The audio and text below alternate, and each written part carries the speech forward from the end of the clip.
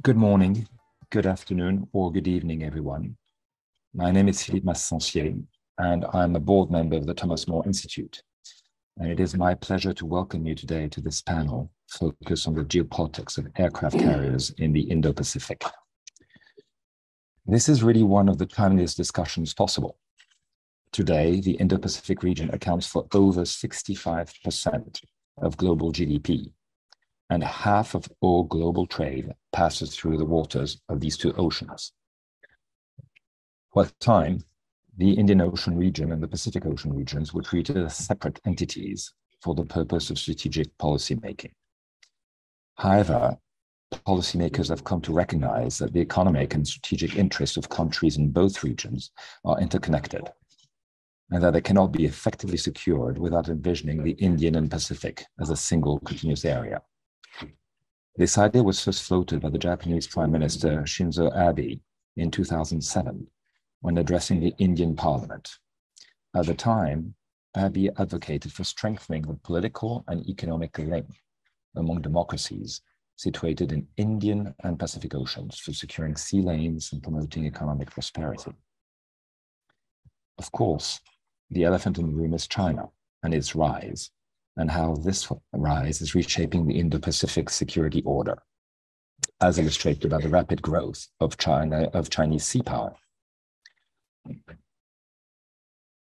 China has an ambition to expand and modernize its navy on a scale that hasn't been seen in any other country. The Chinese Navy surpasses US counterpart in fleet size sometime around 2020, so roughly 2.5 years ago, and now has around 340 warships, according to the Pentagon's 2022 China Military Power Report, released last November. China's fleet is expected to grow to 400 ships in the next 2 years, the report says. The US Navy expects that the Chinese Navy may operate 6 aircraft carriers by 2040. Currently, only 2 are operational, and a third one, the Fujian, is scheduled to begin sea trials in 2024. The Fujian would be China's first catapult-assisted takeoff but arrested recovery aircraft carrier. Such a warship is undoubtedly the most comprehensive and powerful means of power projection available today. The Fujian is expected to be the first in a series of ships that, along with the other components of a carrier strike group, will form the core of China's power projection capabilities. These carrier strike groups would enable the Chinese Navy to challenge the US and its allies for control of the global ocean by 2049, or the 100th anniversary of the People's Republic. China's mastery of aircraft carrier design represents a major strategic advance in the vast Indo-Pacific region, which is of concern to both regional powers such as Japan and India, as well, obviously, as Western powers. The discussion today will be kicked off by a short introduction by retired French Navy Captain Hugues Eudeline on a note he recently authored for the Thomas More Institute on the role of aircraft carriers in China's geopolitics. Captain Eudeline is a director of research at the Thomas More Institute and a former French naval officer. He's a graduate of the French Naval Warfare School, as well as the US Naval Command College. He holds a doctorate in military history, defense, and security from the École Pratique des Hautes Études in Paris. And one of the reasons he's here with us today, he's a specialist of the Chinese seas. Captain Eudeline will be joined in this discussion by a distinguished panel that could hardly be better suited to exchange on the subject. We'll hear from Vice Admiral retired Vijay Shankar, former Commander-in-Chief of the Indian Strategic Forces Command, as well as from Vice Admiral retired Yoji Koda, former Commander-in-Chief of Japan's self-defense fleet.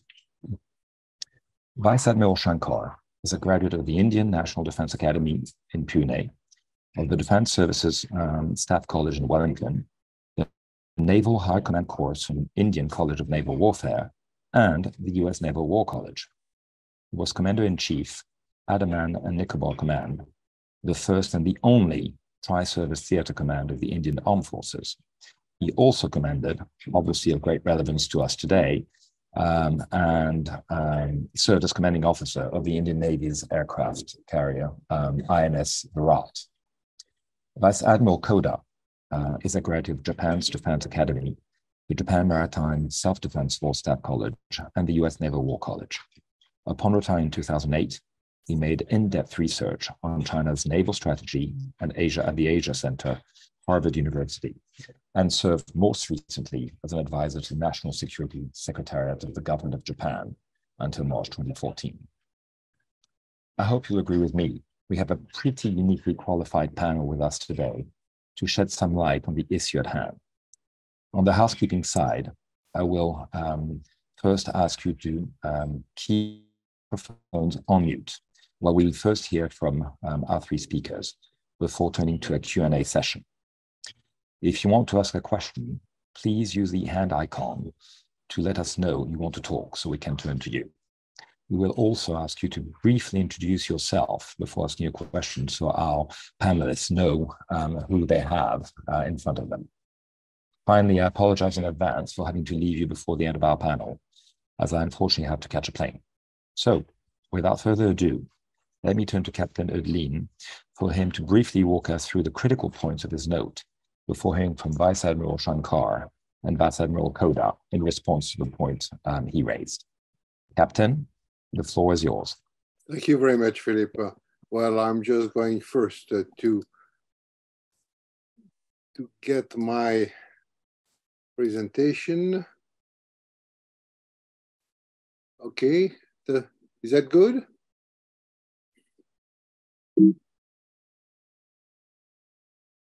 Not yet. Not yet. Okay, there is always a problem. So can you hear me anyway? Yeah, I think so. Okay, good. Thank you. Okay, so I'm going to try again. Yes. It should be.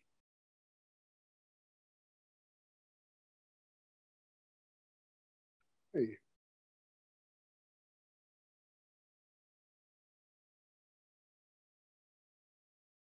You get it?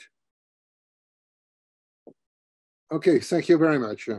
Well, hello everybody. I'm very glad to be there with you.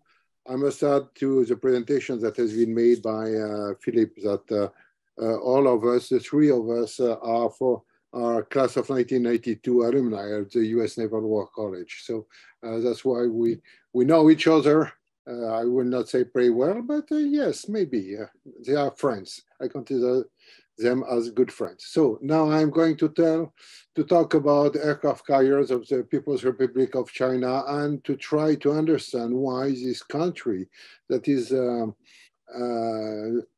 has always been so continental is developing such a huge navy and most important maybe aircraft carriers that are typical naval assets to project power.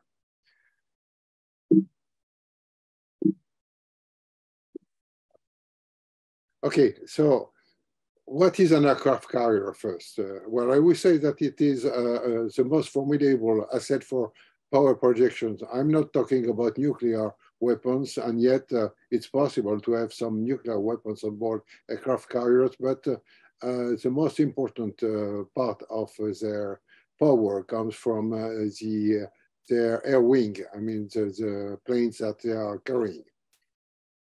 So the aircraft carrier is with its carrier strike groups, I mean, the escort ships, that it constitutes the most formidable means of power projection to date. Why? Because of its high mobility, freedom of navigation. It takes advantage of the freedom of navigation on the world ocean. And it has the ability to intervene in the vicinity of most areas of operation. I mean, to be deployed abroad and to maintain an air presence for weeks if necessary on these places. It has a good endurance, very high sustainability and versatility also. Its firepower is due to its air wing, but it's, it can provide sustained standoff strikes area air dominance, combat air patrol to protect itself, and adaptability to the level of threats that missiles cannot provide. So it's really also one of the most resilient systems of systems. I mean, it's a very complex system.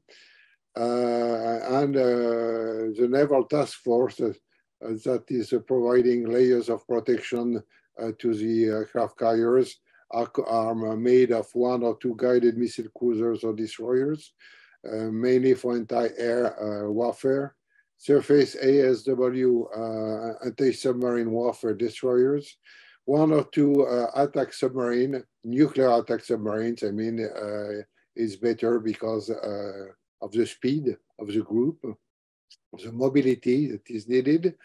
And usually there is also at least a combined supply ship, oiler and supply, 1 or 2, so that it will supply the force for the time necessary for the operation. Well, it has also its own defense system, but one of the main protection it has also is its own mobility. You must understand that an aircraft carrier and its group have a strategic mobility of 100 kilometers per day, if necessary, and a tactical mobility in excess of 25 knots, even 35 knots on board the new USS Gerald Ford aircraft carrier.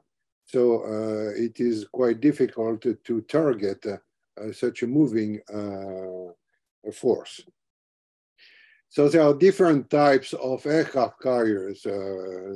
One is a catapult assisted takeoff but arrested recovery, which is called CATOBAR. They are, I would say, the best aircraft carriers because they can carry heavy planes with a full load of ammunition and fuel. There are, today, there are 12 worldwide. I mean, 11 are American, and 1 is French, is a Charles de Gaulle, all of which are nuclear powered. And as I said before, every aircraft increase payload for the aircraft when they take off. There is another kind, which is a short takeoff and vertical landing, STOVL, just like the British Prince of Wales. So you have a photograph here in the middle left. And you have the other one, which is a Cavour on the right side, middle right. So these planes in the SOVL is a combining element of CATOBAR and STOBAR. We'll talk about STOBAR later on, but there are 14 aircraft carriers like that. So they use, all of them will use F-35B fighter planes. Another one, the last kind is a short takeoff but arrested recovery, STOBAR, just like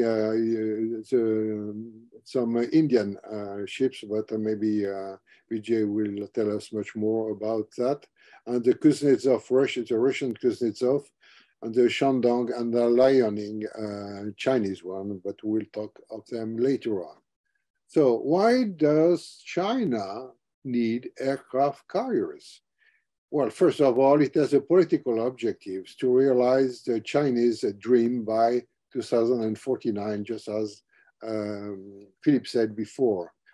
So the second is that the US is a benchmark adversary of China. Why? Because the US had to fight or encountered, I would say, the Chinese Navy when, first of all, during the Korean War and during the three Taiwan Strait crisis, and also China witnesses what happened in the Falklands and Gulf War. and they were very much impressed by the capabilities of this system. Second, is in 1978, Deng Xiaoping opened China to the sea trade, and it was that provided a dramatic and sustained economic boom to the country, which were in dire straits at that times, and now is the second economy worldwide. It built a giant port in the near seas. I mean, its maritime approaches, and had a strong, has built a strong maritime industry. Last year, in 2022, it was the largest builder of merchant ships on Earth, and it has the largest navy, when talking about number of ships, since 2016. Second, it uses also a string of pearls because which are a number of ports in the different continents, I would say. Why? Because it uses them as dual logistic chain, military and civilian. In 2004, there was also a new historical mission given for the PLAN, I mean, People Liberation Army Navy, to protect China's national interest and to safeguard world peace. So that's when it was decided for China to go overseas and to be able to carry on operations abroad. So what is China's maritime strategy? First of all, as I said, political objectives is towards the Chinese dream, which is restore national pride and achieve individual well-being. Also, reunification of the country, that means reunifying with Taiwan and Diaoyu, and also to keep or to acquire, I would say, South China Sea islands in the Spratleys. It has already got the one in the parcels. And then it must sustain the economic growth. Well, remember that in 1979, at the opening through the seas, the GDP of China was 4.9% of the world GDP. Today, it is more than 16%, not so far from the US. In 2011, OBOR was decided by Xi Jinping. The name has been changed to the 21st Century Maritime Silk Road, or BRI. I mean, China wants to get access to new markets. The maritime strategy, it's a time continuum between Deng Xiaoping and Xi Jinping, in fact, which is, first of all, commanding the maritime approaches. I mean, so there are the three seas, which is the South China Sea, East China Sea, and Yellow Sea, and also securing Chinese trade and interests all over the world. That explains why China needs a huge navy. So if we look at the Silk Road that has been decided, you can see on this chart that it's easier to go by sea than by land. Why? Because by transporting trade by land, you have geopolitical risk and customs issues related to the crossing of multiple land borders, first thing. Second thing, there are many risks related to crossing areas where Islamist terrorism is rife. Well, here it appears in green on the charts. And area where the track gauge for railroad is Russian standard, which is different from the others. It's in pink. Okay, so you can see that it's easier to go by sea, either for Chinese goods, either through the Indian Ocean and then the Red Sea and the Mediterranean. And in the future, you have a dot line, and it's the Arctic line that the Chinese intend to use to use in the future. Now, what Admiral Liu Waxin in 1985 decided that China had to go from coastal defense to offshore defense. And with 3 steps, the first of one, it had to be completed by 2000. It was the first line of defense, you can see here, is the first island chain. That means that China, which is here in green, had to be able to control those seas, I mean, South China Sea, East China Sea, and Yellow Sea. Step 2 was 2020 to reach the second line of defense, which is a second island chain here. And in 2050, China, or 2049, let's say, it will be a global, it will need to achieve global capabilities.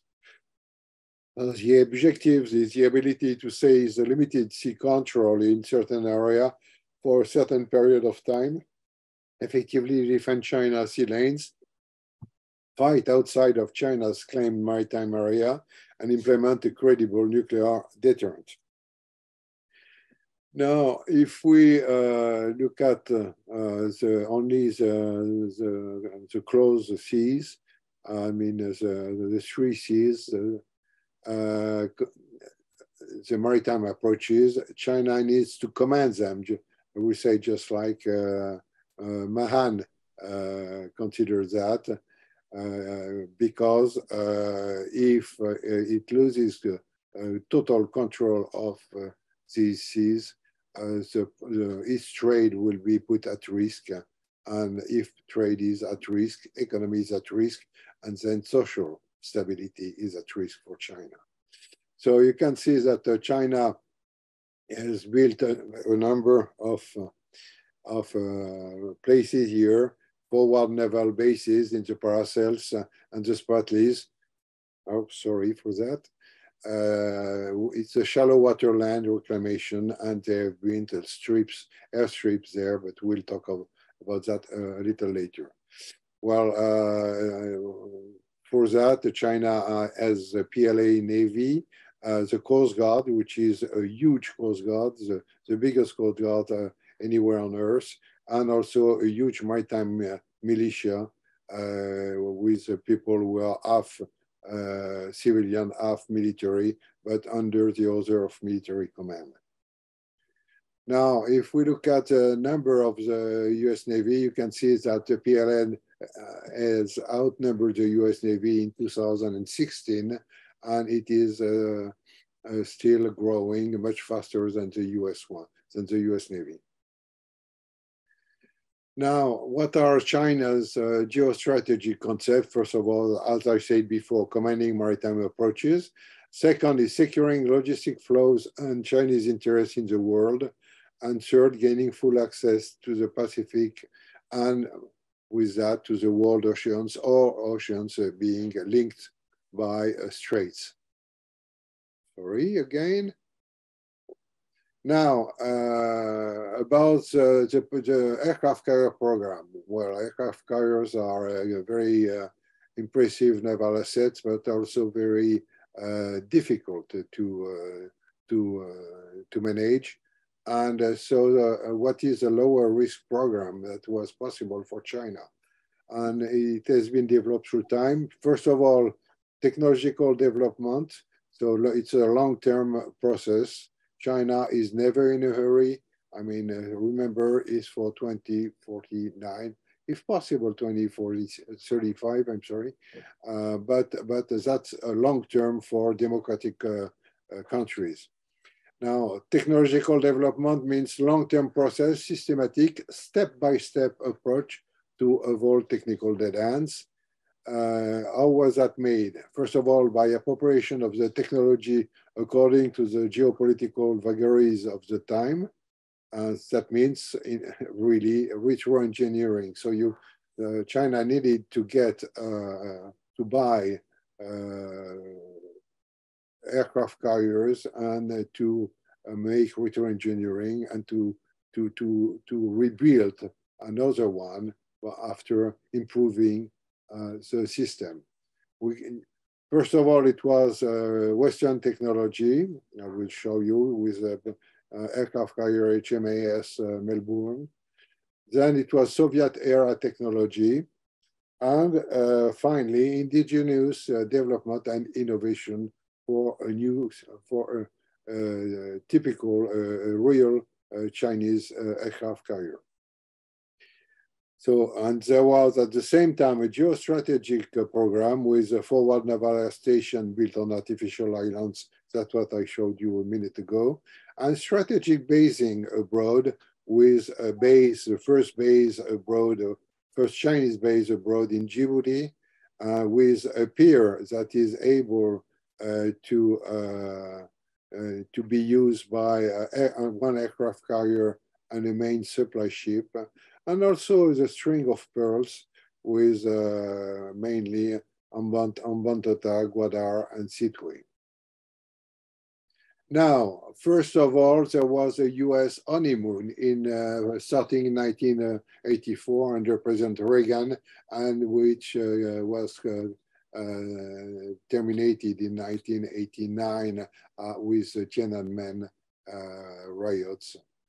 Why? Because Reagan's policy was to help China modernize its navy to deal with the Soviet threat, as you can see. And it was kicked off in 1984. And you can see here Admiral Liu Huaxin, the head of the PLN, and somebody who really wants China to get an aircraft carriers that it considers absolutely necessary for to carry on the strategy.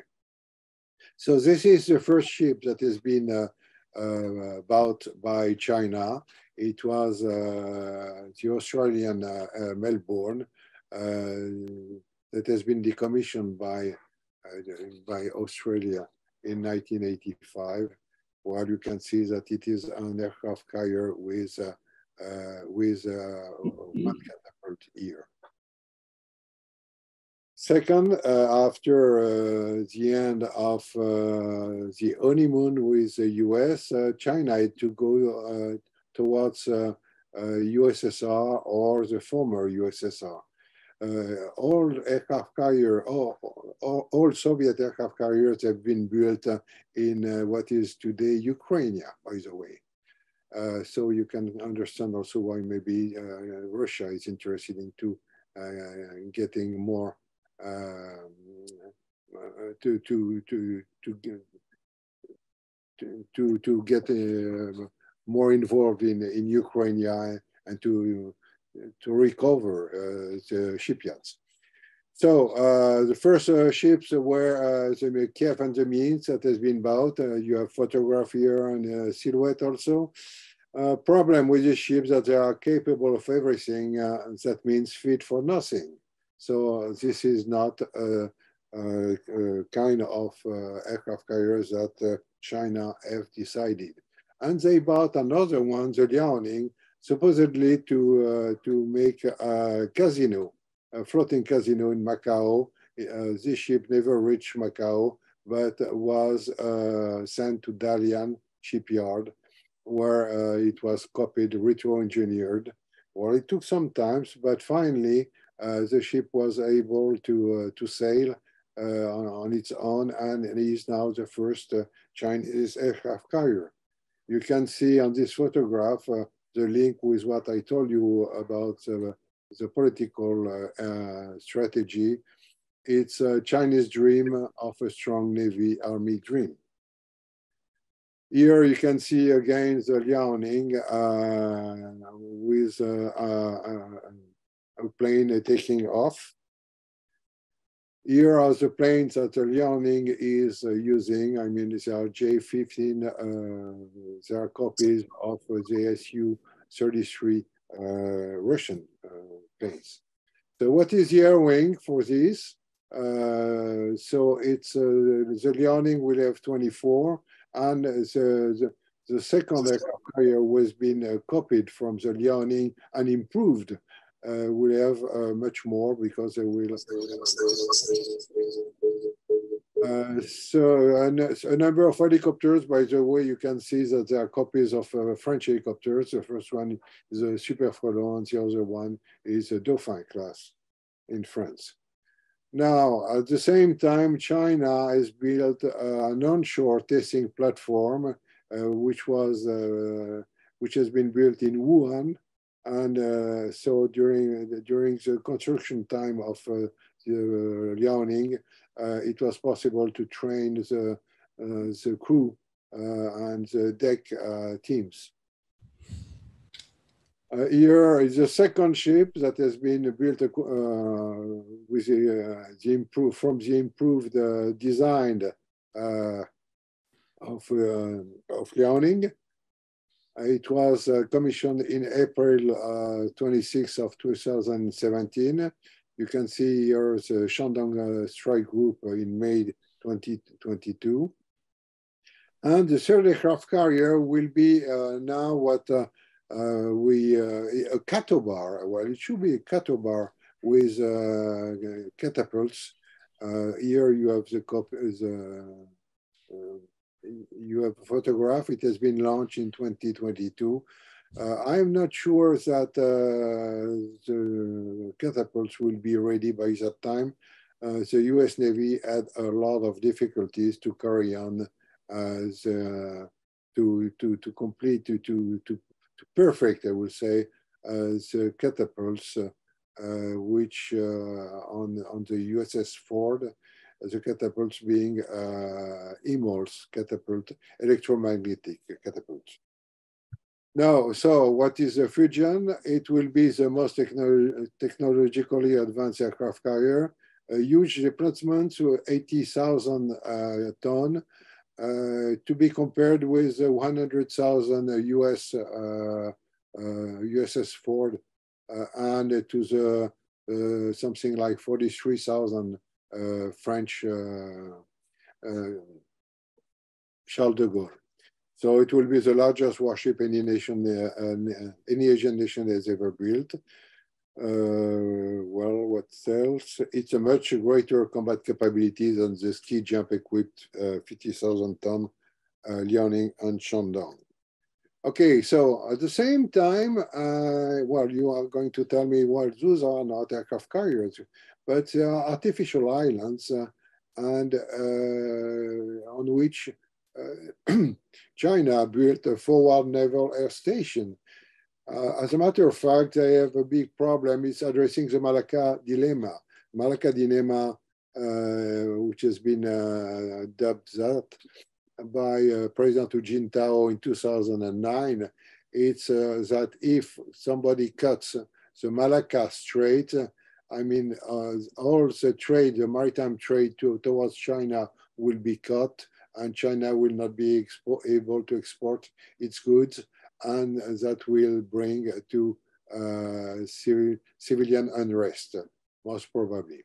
So what did China? China land reclaim three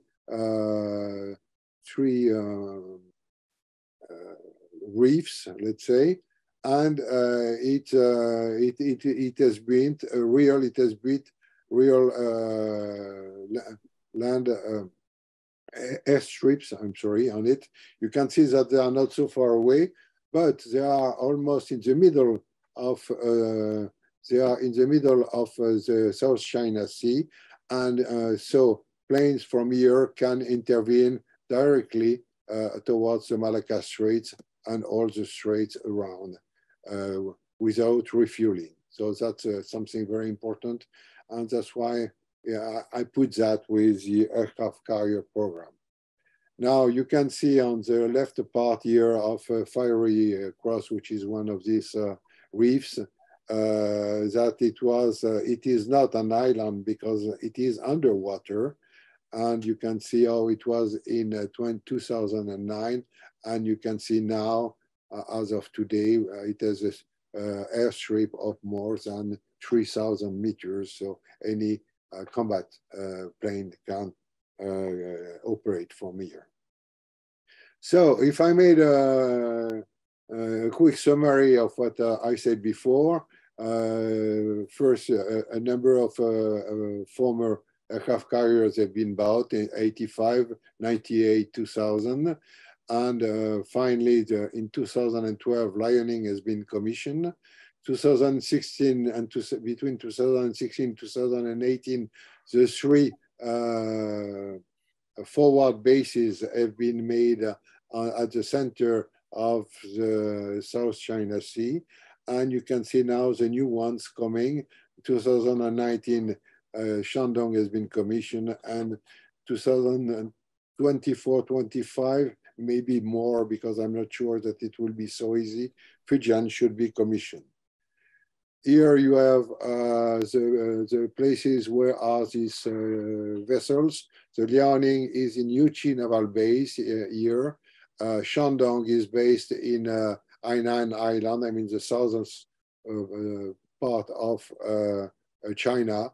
And Fujian is being built in Jiangyan Shipyard. Here you can see the three islands that I showed you before. Well, I think that I finished. I hope that I have not been too long. Philippe?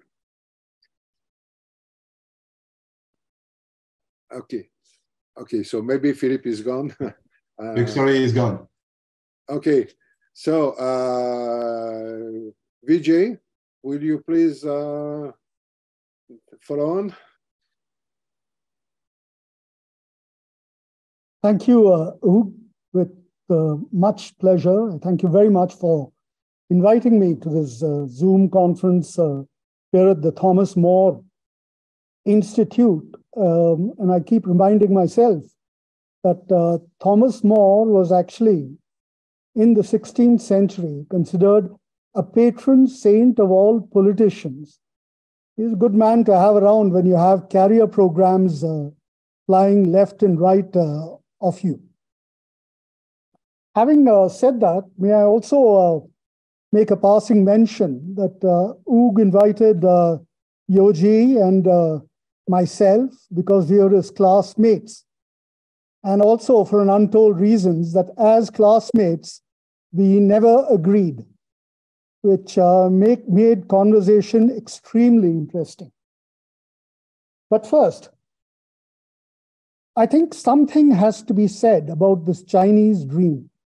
Where did it come from and what's it all about? And perhaps in it is a lesson that when we talk of China, we don't talk about the short term or the immediate impact of any dialogues or any conversations. Remember, it's always long term. The Chinese dream, as envisaged, was the rejuvenation of both power and wealth of China. You can perhaps go back in time and go to the Opium Wars of the mid-19th century, but let's just do a fast forward and get to the Mao's China of 1949, where he said the period post the Opium War, right up to 1949, was a century of humiliation that had to be redeemed. And what form that redemption would take is what we are seeing in front of us. We saw the dazzling growth of China, its economic growth, its military power. Now, where it actually lacked was something that what Mr. Kissinger and Nixon envisaged would happen. And that was engagement would bring about cooperation. But as we see, it didn't. He also felt that the carnage of the Cultural Revolution, which was preceded by the Great Leap Forward, had left China totally exhausted, its economy completely emaciated, and its people craving for a different form of government. That too very quickly was proven wrong. It is also felt that the Chinese state was very fragile. And by fragility, it meant that it would not be together. And that is why we saw the kind of, should we say, mutual, if not mutual, one-sided pairing off of particularly America and the West and its leanings towards bringing about prosperity in China. We are today pretty much aware as to where that China has taken, where that prosperity has taken China. It is today in a position to confront and contest both economically as well as militarily most of the powers, and some of them put together, of the world. And this is a point that needs to be noted. The last, perhaps, major flaw that was made in our assessment of China was the mirror imaging of everything that is happening in the rest of the world. More democracy, well, as we note, we are seeing less democracy in China than it ever was. Equity in the economic dividends, right, they've had an economic boom, but is there equity is a point that has to be noted. And therefore, one has to say with some degree of assurance that our entire dealing with China over the last 50 years has been fraught with misconceptions and a certain amount of, should we say, pardon me for using a very blunt word, folly. Now, China's grand strategy, as Hugues had brought out pretty clearly, rests on three pillars. The first is internal order. Internal order to them means continuance of the current dispensation. Now, we have noted that while the excesses of the Mao regime brought in the 2 tenure or 10-year limit in the role of in the chair of the presidency, we've just noticed that Xi Jinping has changed that by awarding himself that seat for perhaps the rest of his life, or as and when he chooses to demit office. The spheres of control that have been targeted are not wishful thinking. At one stage, the China dream and the rhetoric that accompanied it was considered to be statements made by the fringe elements in China to bring back the old glory of China. As we note, that is not to be. The fact remains, what is at stake is whatever semblance of order that the globe enjoys today, whatever semblance of law that exists, particularly at sea, whatever semblance of equity that exists within the globe. The last point is geopolitical order of China's making. Now, I think I'd spend a couple of minutes on understanding, at least the Chinese understanding of what geopolitics implies. Remember, geopolitics was about furthering national interests, sometimes constrained, sometimes helped by geography, and if that didn't help, to foster relations of a nature that would further national interest. But in the Chinese lexicon, it'll appear that geopolitics is about using the near geography, the middle geography, and the distant geography to one's advantage, to leverage one's economic betterment and to exercise power. And therefore, when we talk about the first island chain, which Hugues so elaborately brought out, and the second island chain, and indeed the coming third island chain, which really will demand a complete blue water capability that China is aspiring for. I will not say any more on this. It may come up in the Q&A session.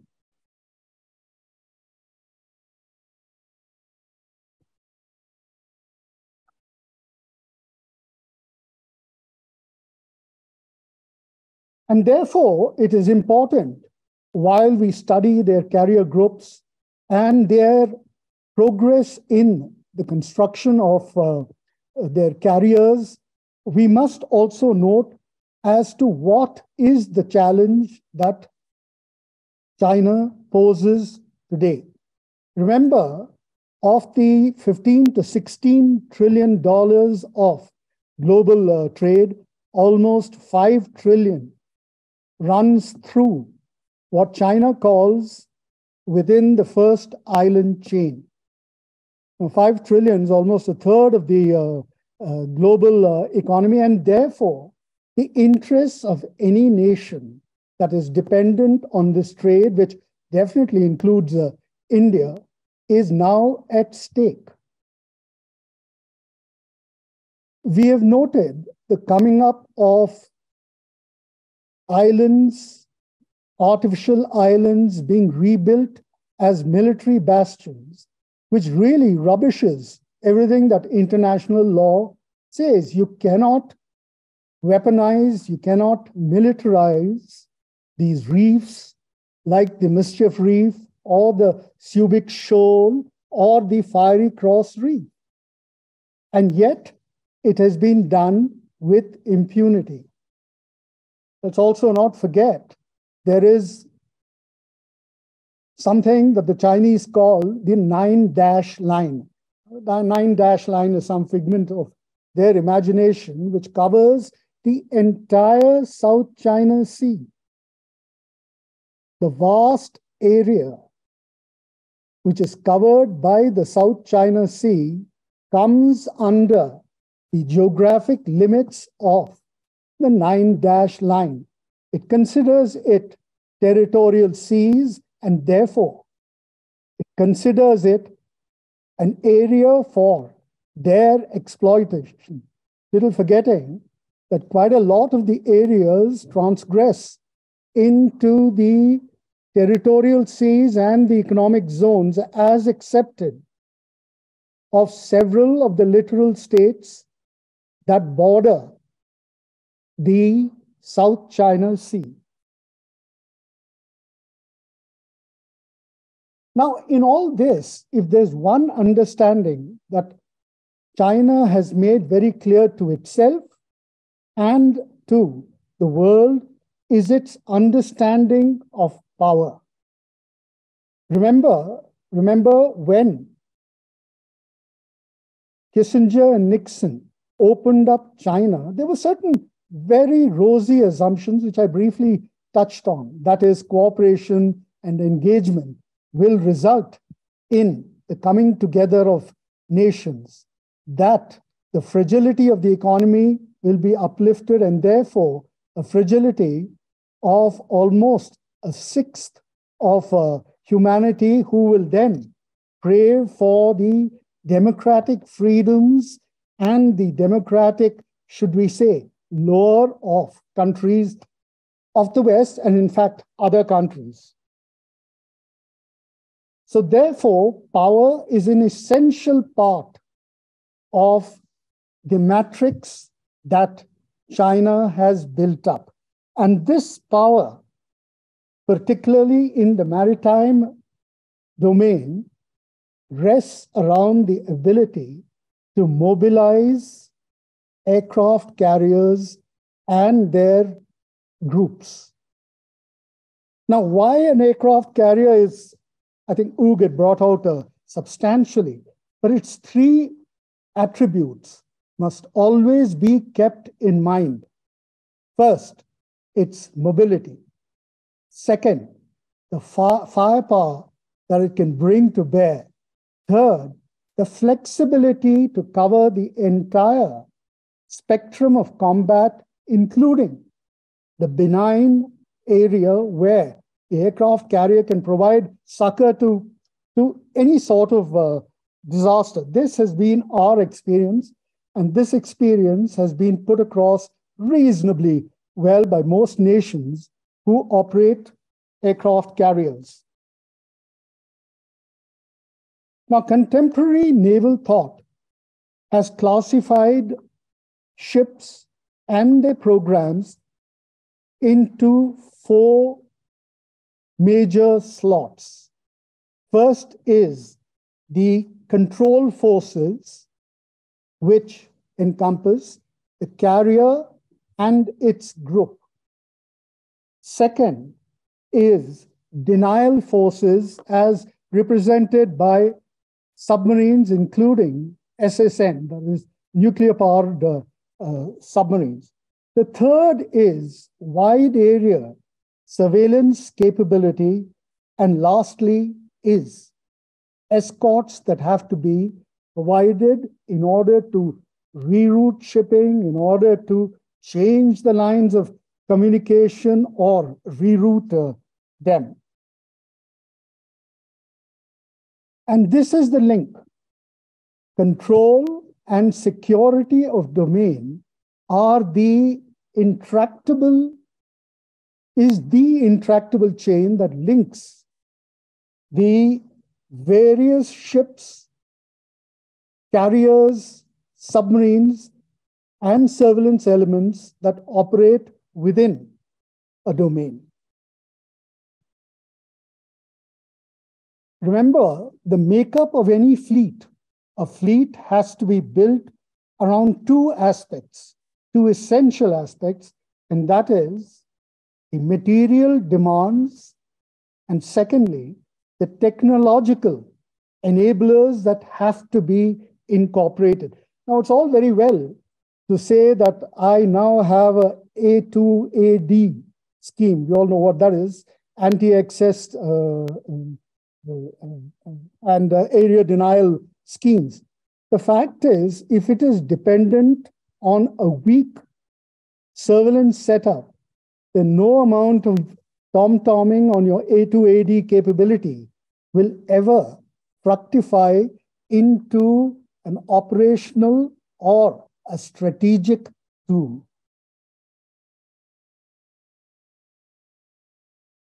Which brings out the issue of having coherence between the strategic space that you wish to control as opposed to the security dynamics that exist in those waters. Now, we are talking about the maritime zone, but it would apply to zones, continental or otherwise.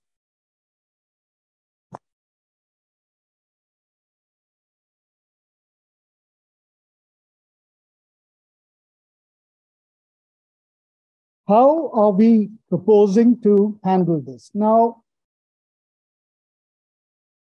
remember, thus far, China's had a free run.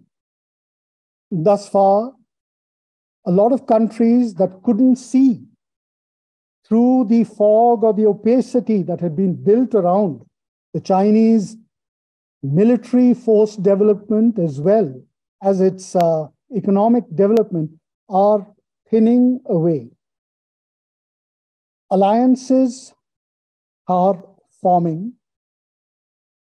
In the case of the Quad, of which India is a member, it is not strictly an alliance. It's not just a military alliance. It is a move to bring about security dynamics within China's fears of what they consider their control to bring about a change in those security dynamics. And unless they're able to either overcome it or come to terms with it, which is what one wants,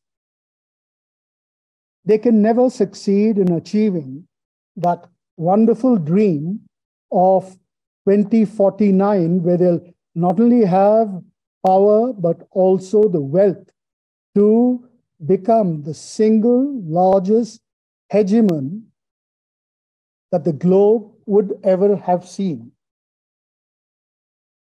Lastly, when we talk of China, we really cannot leave aside its predatory policies, particularly economic policies, as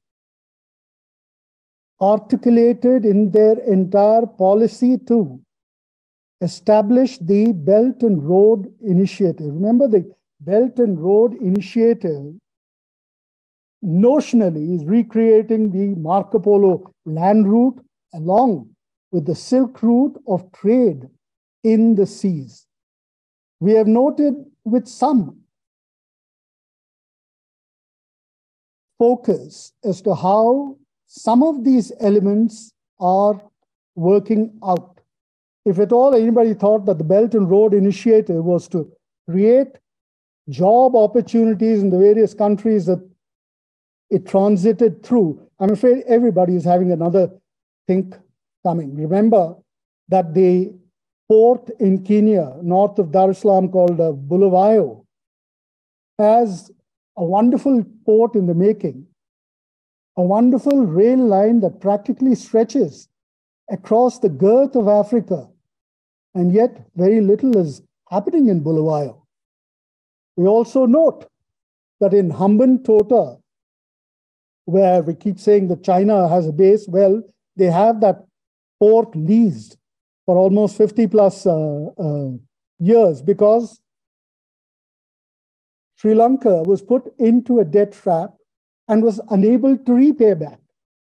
But the port itself, which was meant to give a certain control staging post, hasn't quite worked out the way they had set out to build that port.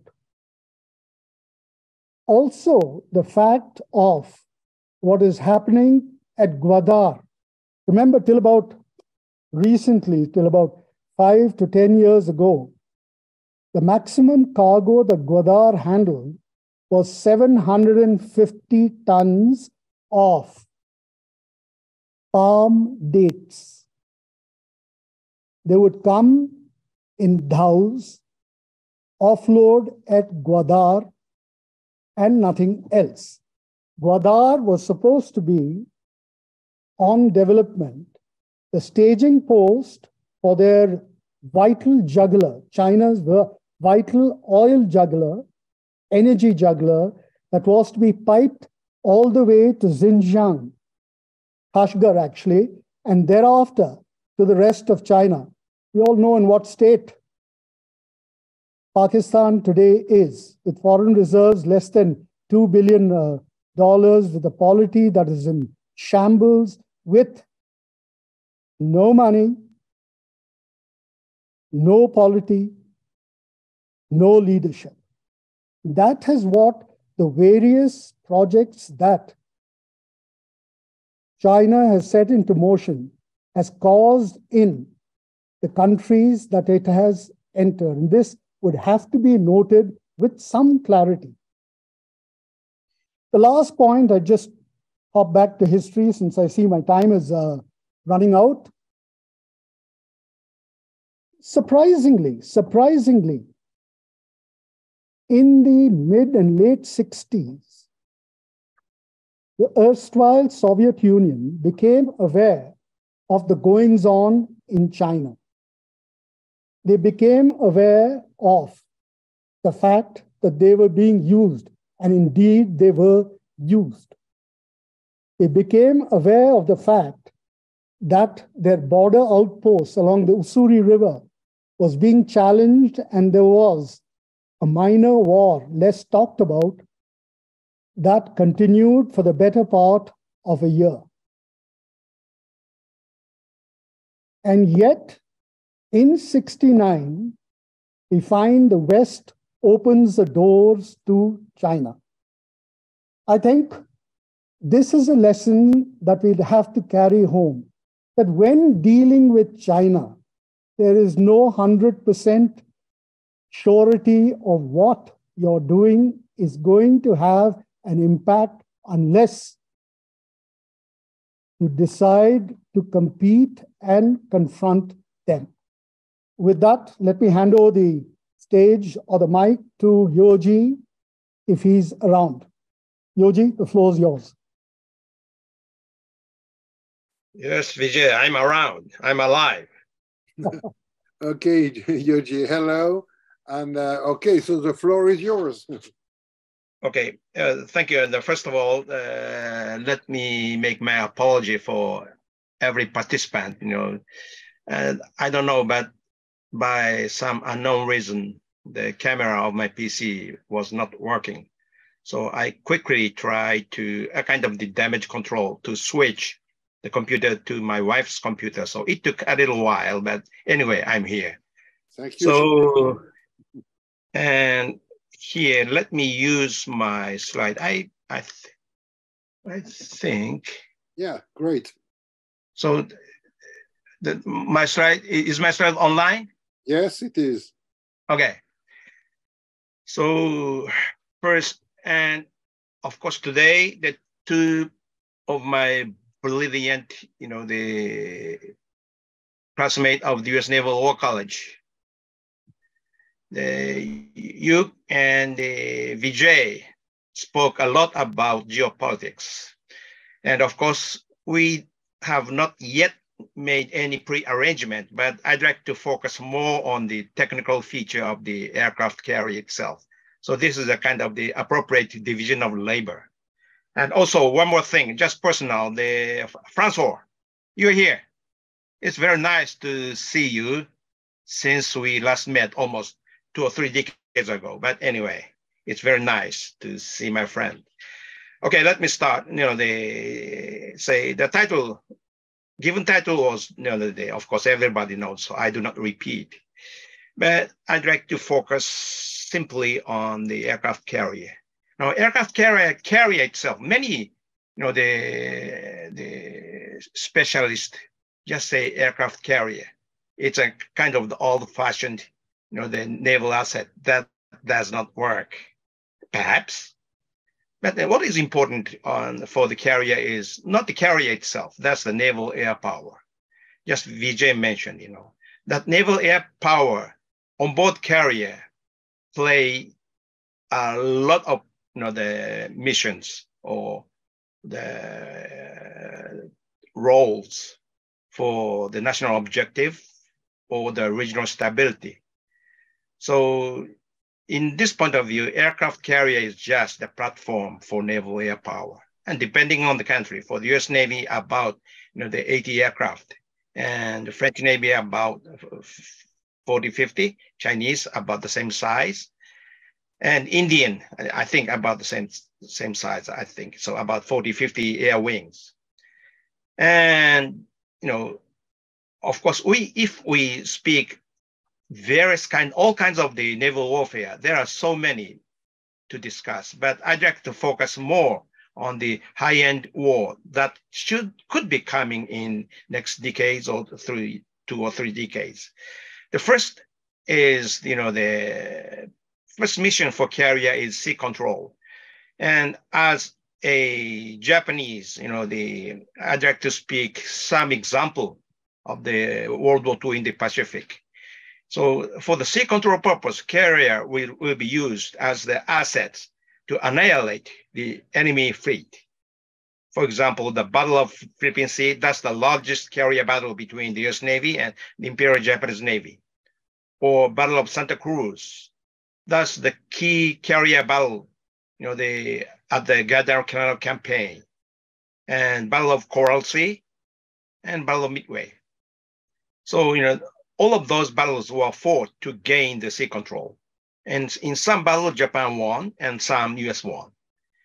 And the second is the power projection, And this is especially after seizing the sea control, for example, in the mid-Pacific in 1943 and 4, U.S. Navy and the Marine tries to take the Japanese-occupied island one by one using the carrier battle group and the Marine amphib group.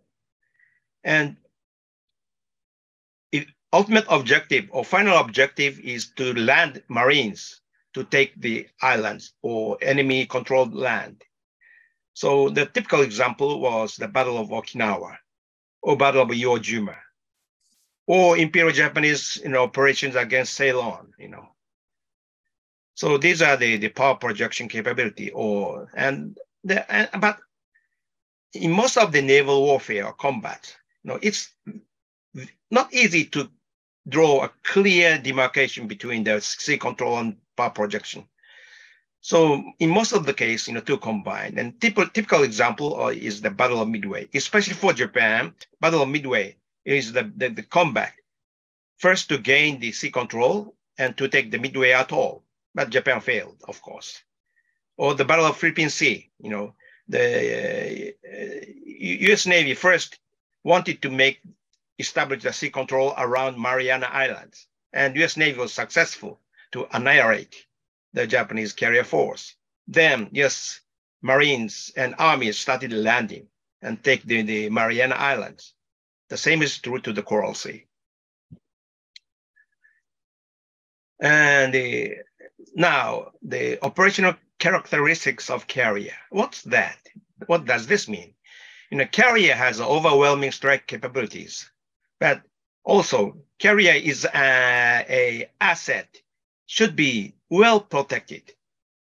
Without appropriate protection, carrier would sink. So, there are two typical examples. Japan, during the World War II in the Pacific, Japan built 25 carriers and lost 20 of them by US attacks. And fleet carrier, Japan lost 7 carriers by US air attack and 4 carriers by US submarine attack.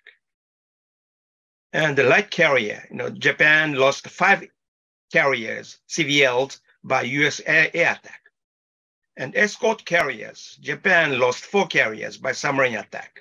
But this means how poor the Japanese carrier protection capability was at that time. So, having carrier is a good thing, but without the right capability to protect carriers, that means nothing. That does not contribute anything to establishing the national objective. And in case of the United States, the US, of course, the US is a big industrial navy or country. So US deployed about 95 carriers of various types to the Pacific, and US lost 11 carriers. And fleet carriers, 2 carriers by Japanese air attack, and 2 carriers by Japanese submarine attack. But just in case of Yorktown at the Battle of Midway, first Japanese carrier evasion disabled the Yorktown. And then the Japanese submarine sent a final blow to the USS Yorktown. So, but I categorize this one as the submarine attack. And for US CVLs, US built 12 CVLs and deployed that, and lost only 1 by Japanese air attack. And CVEs, including the USS Langley, the very first US carrier, the US lost 4 CVEs by air attack, and 1 by submarine attack, and 1 by gun attack. What's this? Now, this is the USS Cambria Bay at the Battle of Leyte Gulf. This carrier was the only carrier sunk by Japanese big guns. But anyway, US capability to protect its own carrier forces are far superior and better than that of the Imperial Japanese Navy.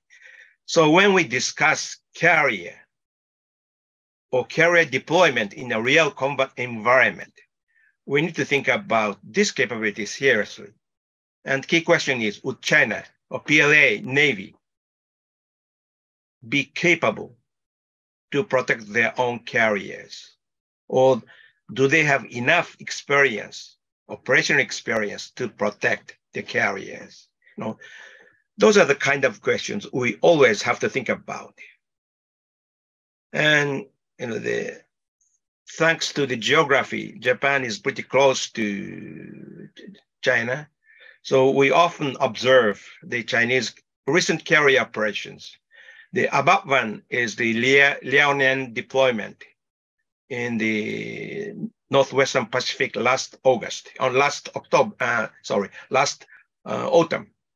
And the Eudeline is launching the Chinese, the carrier jet fighter J-15 from the ski jump, the flight deck. And second one is just the recent, this spring deployment of the Shandong off the south of Okinawa. And this is also, Shandong is launching the J-15 fighters. And average air operation takeoff and landing of their jet fighters, only jet, is about 90 to 100. So this is the same number, a little smaller than the US, the nuclear carriers, operating in this area. But anyway, China is trying their best effort to accumulate their own, the carrier air operations capability. And the third is, this is also you mentioned to some extent the Fujian, the third carrier. So, the above picture is the picture of the last year, and this is taken by the commercial satellite. This is a little smaller to the US CVNs with 3 catapults, and the ship is said to be a carrier with the electromagnetic, the catapult, as you mentioned. And the lower picture is the picture of the launching ceremony last year. But they say key is even the USS Ford, the first the new technology carrier. It took 7 years for the United States and the US Navy and USS Ford to make that ship deployable. Just USS Ford sailed out the Norfolk just 2 months ago, or I think last month. And it's the first deployment. And it took 7 or 6 years for the US Navy to really correct various problems generated by new high-tech associated equipment. So key question is, would China be so successful in a short time or not? This is one thing we need to pay attention.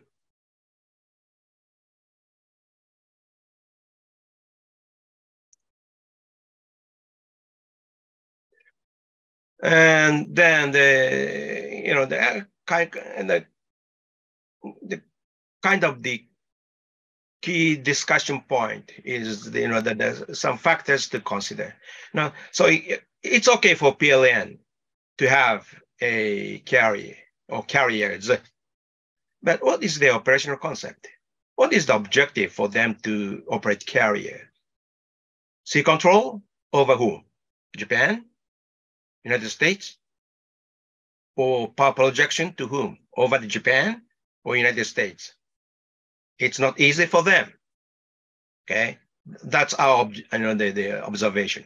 Of course, using Chinese power against the ASEAN nation would be easy, but if so, China is wasting their money. Because using the overwhelming capability of carrier, the aircraft carrier for appropriate, the right objective is the key thing for the nation and the Navy to do. So there's still left some questions about how and what objective China would deploy its carriers. And second is operational experience or combat experience. It's very sorry to say that for PLN, they do not have any real combat experience of the carrier operations. So just, the USS Nimitz battle group just pulled in Japan's Western Naval Base Sasebo. And the battle group commander just, responded to the question from the media. We do not feel any threat from Chinese carriers. US Navy has just over 100 years carrier operation experience, including the World War II and after. And this is the kind of the treasure of the US Navy to really operate the carrier in any conditions when the nation requires. But how about the China? Of course, this could be a matter for the time to China accumulate. But the best teacher is the combat. And this is the one China is lacking. And how about C4ISR? Pre-launching briefing, intel briefing for the pilots or aviators, or post, the flight, the assessment of the aviators who just returned from the mission, and accumulating those intelligence and information that should be reflected to the immediate following operations. And this is the kind of the cycle US Navy had established during the last, the 100 years, or even after the 70 years after the World War II. Or as I mentioned briefly, but how about the Chinese ASW capability to protect carrier, or AAW capability to protect carrier? Does Chinese Panda Aegis destroyers really function in a real combat environment? No one knows. How about the Chinese ASW capability? Who knows? Or how about other warfare capability of the PLA? And I'm not saying China is weak, but simply unknown. But also, it may take time for PLA Navy to really accumulate their experiences and combat lessons to be a real carrier-capable Navy.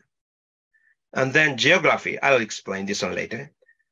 And one quick thing I'd like to mention is that kind of the honeymoon period between 1995 and 2005 between US Navy and PLA Navy.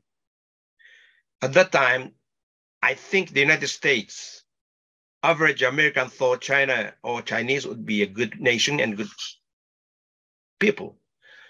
So surprisingly, US Navy invited Chinese. This is to some extent, that relates with the Vijay, Shankar's, and the comments. Or I think Hugues' comment.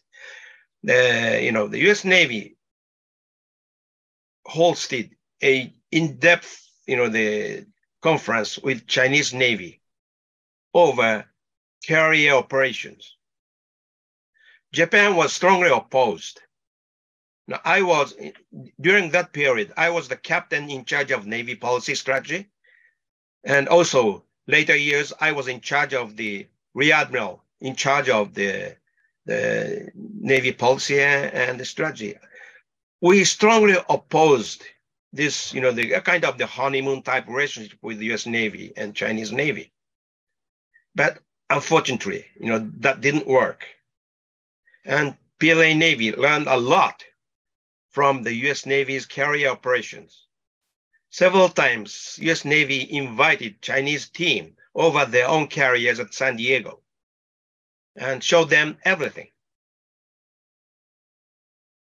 And I do not say this is a simple, but one of the various, the reasons why Chinese, the carrier force development went so quickly. Of course, now US Navy changed, but one thing, this should be mentioned, and I have an eyewitness, and I have two more slides. Now, this is, both Hugues and Vijay mentioned, but Chinese Navy is contained already by geography.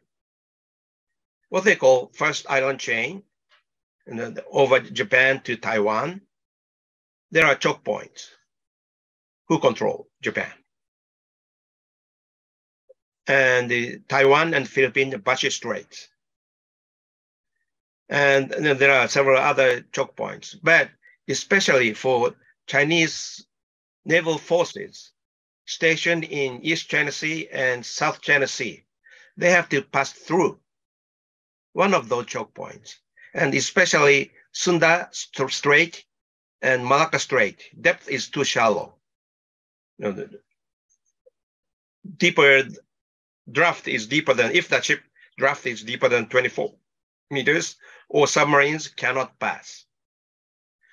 And especially for the Chinese in the submarines, that it could be a part of the Chinese carrier battle group, they have to pass through the straits deeper than 100 meters. And there are only 4 external choke points. That is one in Okinawa Islands, and one Bashi Strait, and one south of Mindanao, and one Lombok in Indonesia. And in addition to them, especially the ships or submarines stationed in Sanya, in Hainan Island, they have to pass through 3 more inland sea choke points: Mindoro Straits, Sibuto Strait, and Makassar Strait. So for Chinese submarines stationed in Sanya, in Hainan Island, they have to pass all the way to the Lombok Strait or Mindanao Passage through 3 or 4 choke points. And especially for us, how to wisely use this geo advantage to our side would be a key for our future success.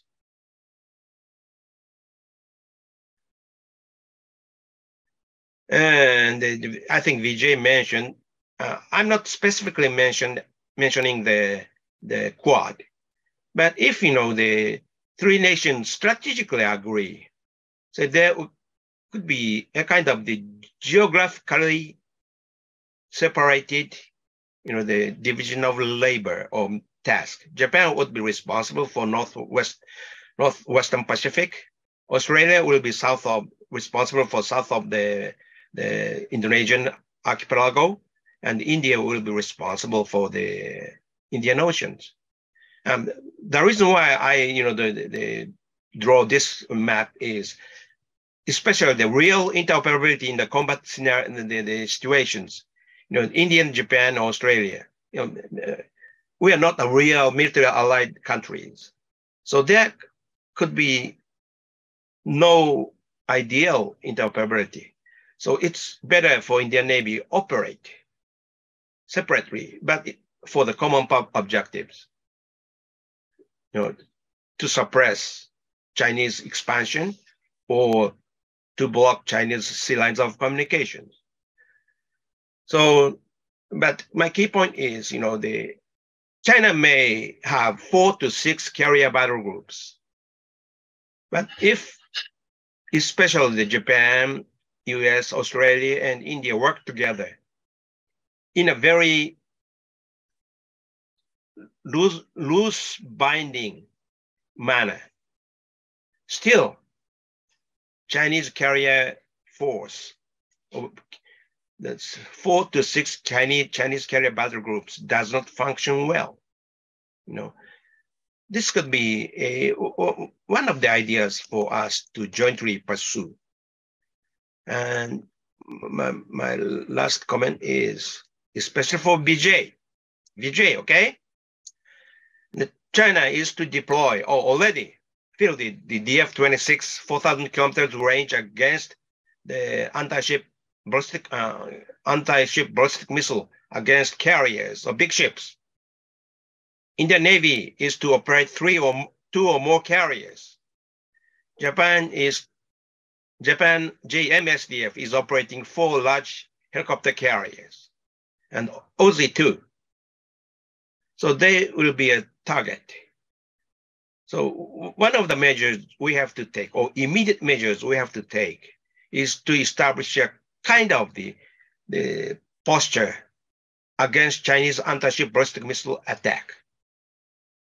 And of course, Japan and US are already here, now there, almost successful anti-ship ballistic missile capability, except the last terminal phase.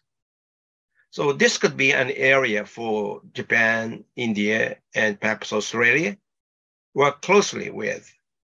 And of course, if the French is to deploy its Charles de Gaulle or follow-on carriers or big ships to this area, this is also the same subject for France too.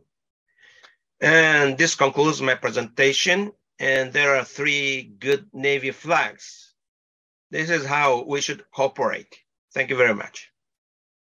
Thank you very much, Yoji. Perfect.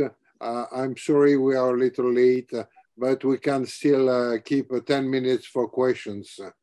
Does anybody has a question right now? Well, I can start with one. Yoji and Vijay, it's one for the same question for both of you. Do your navies intend to get some Katobar aircraft carrier in the future? Yoji, you're just starting the program, so when do you answer that? I don't think so far, but it's just a matter of the strategic environment. If the Japan thinks it is necessary to have, and Japan will introduce. But the quick answer is so far there is no plan. Just Japanese government started to convert the 2 helicopter carriers. Izumo is one, and Kaga the second ship. Those 2 ships will be converted to the F-35B capable, the carriers. But that's all about at this moment. But it's fully depends on the future, strategic environment or security environment in this region. So, but so far, no. And perhaps in the future, I don't know. Yeah. Okay. Yoji, can you take off your screen? Yeah. Thank you. Oh, yeah. Yes, please. Oh, okay. Vijay? Hugues, as far as the catapult launch but arrested recovery carriers are concerned, we have had experience of light carriers, and we have often had occasions in operational conditions where the catapult went down, at which time you were looking up the creek, which is one reason why naval thought is divided between those who say no and those that say yes. We also know full well the EMALS has its problems. And besides, it's not a very economic proposition. True, the full capability of naval air power will never be realized till you can launch from a catapult. We understand that. So not till we go for a carrier that's in the 60,000 ton displacement do we really think of going the catapult route. Right now, both the carriers, Vikrant and Vikramaditya, are in the 44 to 55,000 ton category. The aircrafts that they operate have that, the thrust equivalent of 0.75 to 1. So they can use the ski jump at any time, albeit the fuel consumption goes up. These are issues that are being debated. But I don't think we'll go for the catapult till we get to the 60,000 plus tons, 60,000 ton displacement. Okay, thank you very much. Monsieur Terny, je crois que vous avez une question. Thank you very much. Yes, I do. I'm Hugo Tierney. I'm a PhD candidate at École Pratique de Hautes Études in Paris in China Studies. And I have a question to Admiral Koda. I wanted to ask you, in the case of a Taiwan contingency, and what do you think would be the effect of the presence of the Chinese Navy east of Taiwan? And I also wanted to ask you what, if the deployment of Japanese self-defense forces, weaponry on Yonaguni Island would be related to that risk? Thank you.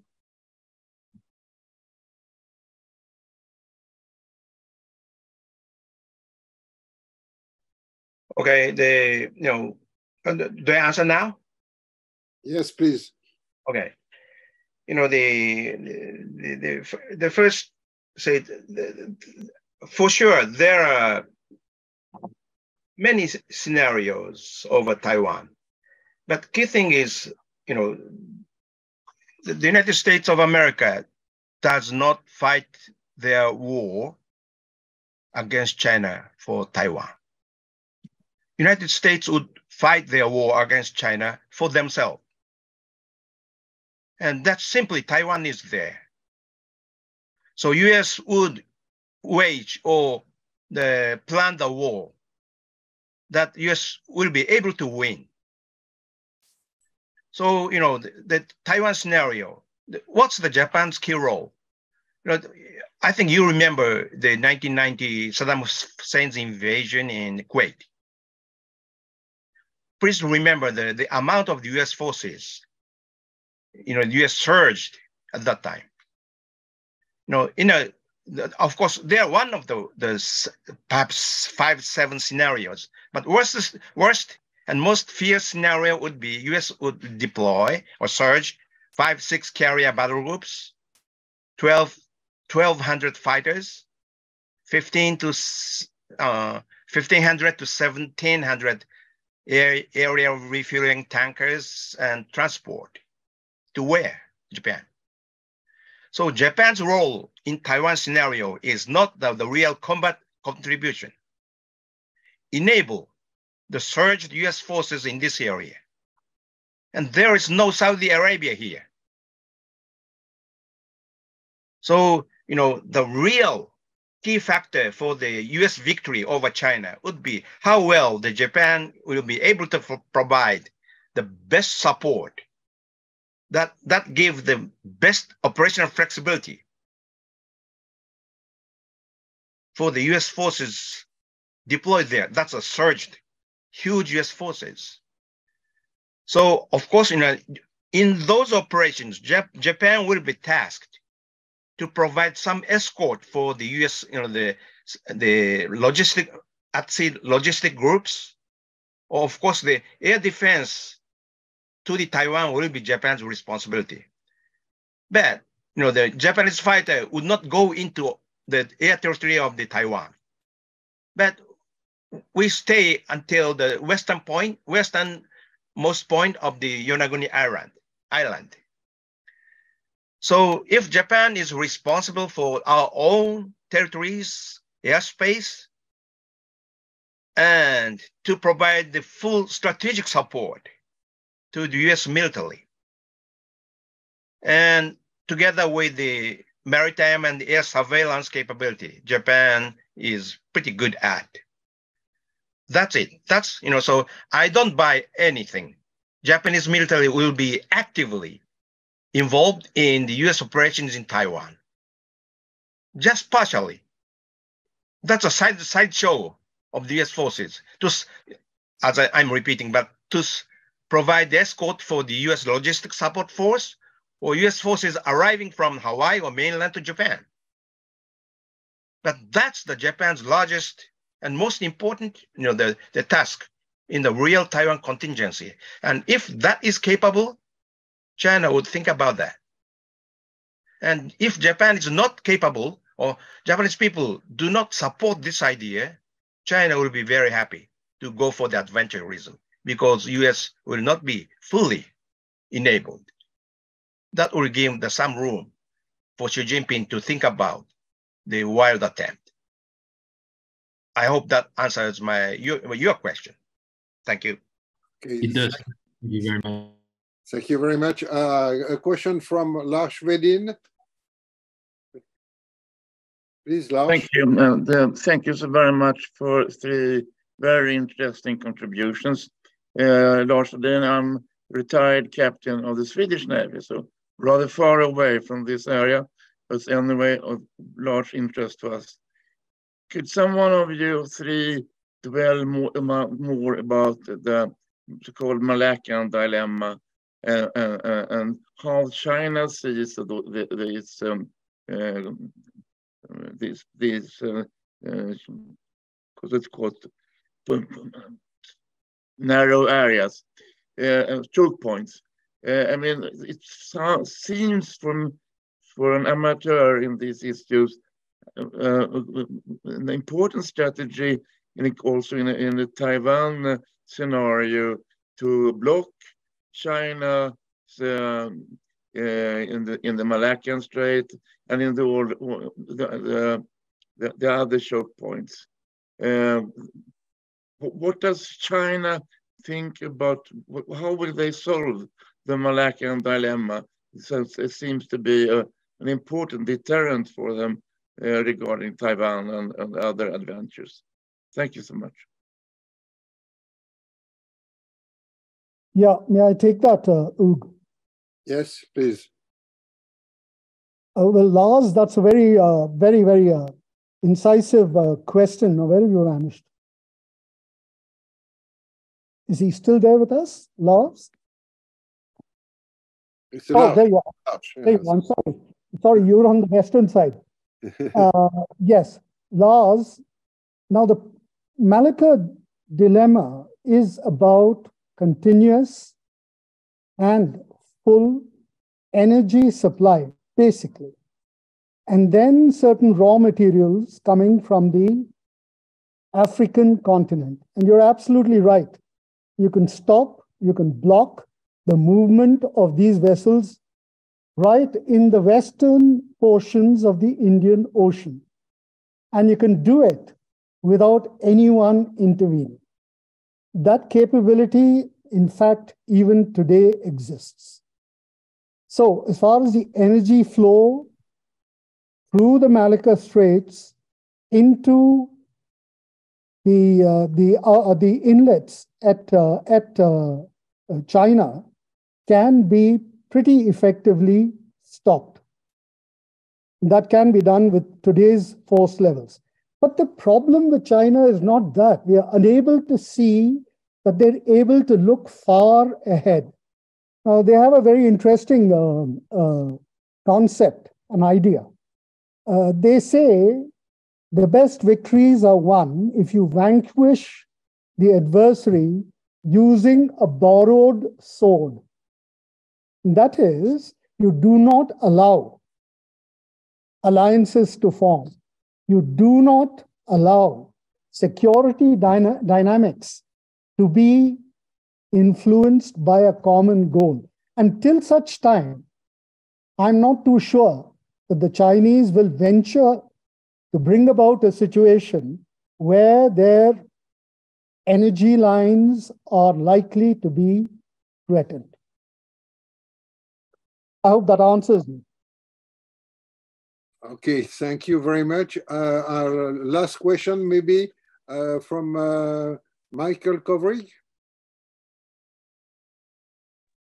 Hi, thank you very much. Michael Kovrig, a senior advisor on Asia with the International Crisis Group.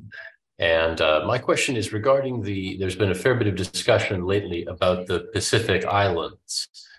And I would like to know from a carrier geopolitical perspective, what is the relevance of that second island chain, and particularly, I mean, not just the North Pacific Islands, but the South Pacific Islands? Why do they matter strategically from a carrier strike group perspective? Thank you. Yoji, could you? Yes, Japan's, so Pacific Island nations are important, especially from the geopolitics. But military point of view, you know, how even China may get several island nations under their influences. But in a real contingency and wartime, will China be able to really maintain and sustain those islands for longer period of time? Because those are far out of the choke point I showed. So in the contingency and the real wartime, until China takes Okinawa or Taiwan and Philippines and establish the free use of the choke points to the external oceans, to the Pacific, it's very difficult for China to maintain. And Japan's experience in 1943, November 43 to 45, that really tells, that's the sea control and power projection, the equations. So especially diplomacy and political or geopolitical point of view, who has the larger influences or who exercises the larger influences over the islands will be very important and key. But we as a military planner or strategic planner, I think the assessment could be a little different. So, still the US, Japan, and the Australia and France, French Pacific combined, our capability is far larger than the Chinese capability. So the key is how well those four nations coordinate and to convince those the Pacific Island nations not to make a too close relationship with China. And China is already there, and they say started a kind of the very the dirty tactics to they get them under their influences. So my point is we need to do a lot. Especially for those countries, they're falling into the Chinese, the sphere of influence. But at the same time, strategically and security point of view or military point of view, still the power balance is ours. But this does not mean we do not have to do anything. We have to do a lot, especially aligning our strategy and establishing a common objective and working together. So those are the things we need to do. And these are my comments. Thank you very much. Okay, thank you very much, Yoji. Well, we are very late, so I think that we are going to wrap up now. So I am sure that our listeners now have a better understanding of the ins and outs of China maritime geopolitics. France, as a coastal country of the Indo-Pacific, is concerned by China's fantastic naval development, as are Japan and India, your two great nations. It is important to understand that the sea is a link that unites nations much more than it is a barrier, and that maritime trade is global. Deng Xiaoping understood this in 1978 when he opened China to world trade, which led to a spectacular economic boom that could only be achieved through the sea. Thank you very much, Admirals, my dear friends, Vijay and Yoji, for your outstanding presentation and the quality of your arguments. It has been a privilege to bring you together to address this subject in which you are internationally recognized experts. Fair winds and following seas to you both. Thank you to all the listeners for their participation. I remind you that you can download the note on the genesis and role of Chinese aircraft carriers in Chinese geopolitics on the Thomas More Institute website. Thank you again, Yoji and Vijay. Thank you very much. Thank you for having us. Yeah, great conference. Thank you very much. Yeah, Hugues and Francois and Vijay Nice to see you again. Yeah, great. We Yes, should do that thank you more very much, often. Francois. You had your mute on. Thank you very much. Pleasure seeing you, Hugues, Yoji. Yep. Let's not wait another 50 years, dash it. Okay. Yeah. Okay. I leave. I leave also. Goodbye.